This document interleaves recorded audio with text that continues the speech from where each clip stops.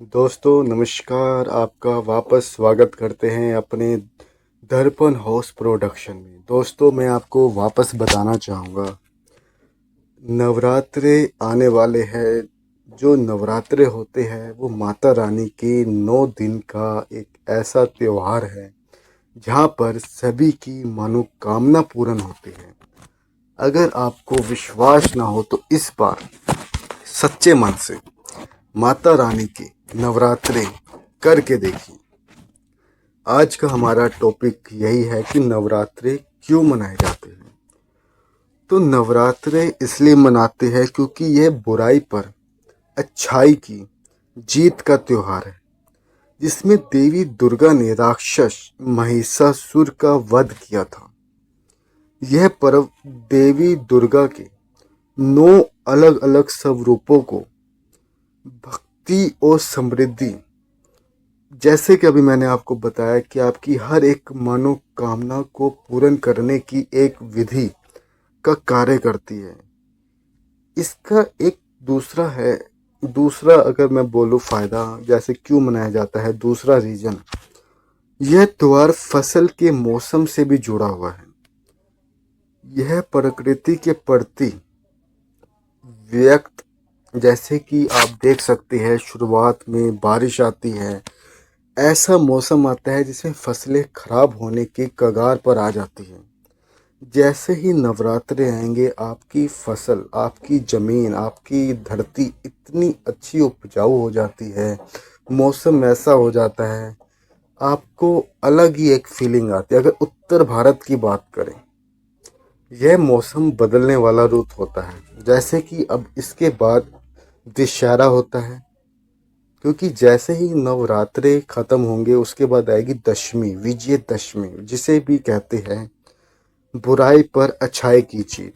तो जैसे कि मैं आपको बता रहा था कि कैसे आप इस नवरात्रे पे, क्योंकि जो यह नवरात्रा है ये बहुत ही शुभ होने वाला है 2025 का, क्योंकि 2025 में ऐसी ऐसी घटनाएं घटी है जो बहुत ही दिल दहलाने वाली थी।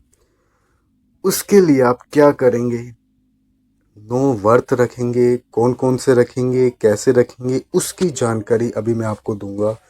पहले मैं आपको तारीख, डेट बता देता हूँ कि कौन सा नवरात्रा किस माता रानी के लिए मनाया जाए। जैसे कि आपको पता है जो नवरात्रि है इसका नाम है नवरात्रि, मतलब कि 9 माता रानी की ऐसे व्रत जिनके नाम अगर मैं बताऊं, क्योंकि ये 22 सितंबर से शुरू होगा।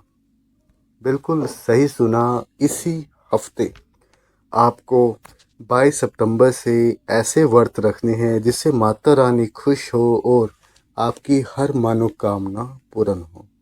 क्योंकि जो नवरात्रे है जिसमें सबसे पहला नवरात्रा होता है शैलपुत्री, दूसरा होता है ब्रह्मचारिणी, तीसरा जो नवरात्रा होता है चंद्र घंटा, चौथा है कुष्मांडा, पांचवा है स्कंद माता, छठवां है कात्यायनी, सातवीं है जो माता वो है काल रात्रि, जो सब जानते हैं काल रात्रि, और आठवां है महागौरी, नौवां है सिद्धि यात्री। तो दोस्तों मैं आपको पहले ही बता देता हूँ, जो आजकल व्रत रखे जाते हैं, कई तो पूरे 9 रखते हैं, 1 to 9, कई रखते हैं 1 to, जैसे कि पहला रखा, फिर अष्टमी में रखते हैं, जैसे सप्तमी में रखेंगे और अष्टमी में कंजके कर देते हैं। पर कई रखते हैं पहला और अष्टमी में, और नवमी में वो कंजके करते हैं।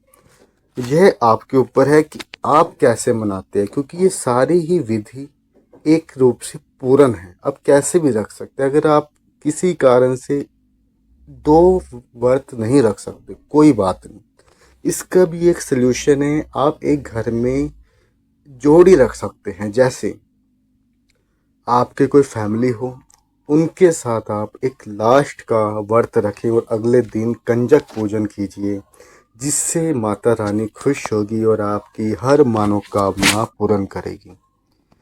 दोस्तों यह जो इस बार सबसे ही जो मुहूर्त है वो बहुत बढ़िया है 2025 का। अगर आप चाहते हैं 2026 आपके लिए बहुत ही अच्छा निकले, आप तो जानते हैं 2025 इस बार लोगों के लिए बहुत ही ऐसा दर्दनाक था। कहीं पर बाढ़ आ गई, कहीं पर पुल टूट गए, कहीं पर कई हादसे हुए। अगर 2026 चाहते हैं आपके लिए अच्छा हो, तो ज़रूर मैं कहना चाहूँगा इस बार माता रानी के जो व्रत है वो रखिए और माता रानी को खुश कीजिए। जय माता दी।